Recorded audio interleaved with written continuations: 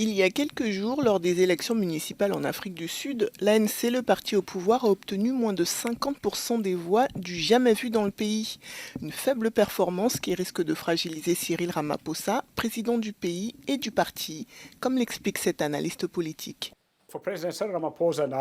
Pour le président Cyril Ramaphosa, maintenant la prochaine grande crise qui l'attend au sein du parti est la conférence nationale de l'ANC, au cours de laquelle l'ANC devra élire de nouveaux dirigeants et où il devra se représenter, et c'est déjà l'année prochaine.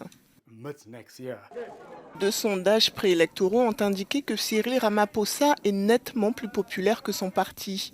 Mais cela pourrait ne pas avoir beaucoup d'influence lorsque la conférence nationale de l'ANC se réunira l'année prochaine pour choisir ses dirigeants. Sa popularité auprès de la population du pays ne comptera pas lorsqu'il arrivera à la conférence de l'ANC et qu'il demandera aux membres et aux dirigeants de le réélire à la présidence du parti. Ce que ses opposants diront, c'est qu'il est devenu le premier chef de parti qui a ramené le parti sous la barre des 50% et qui conduira le parti à sa première défaite aux élections de 2024. Connu comme un leader modéré, Cyril Ramaphosa a pris ses fonctions en 2018 en promettant d'éliminer la corruption qui avait consumé son parti. Mais son action divise, même au sein de l'ANC. Le problème avec Ramaphosa, c'est qu'il est désormais à plus de la moitié de son mandat présidentiel.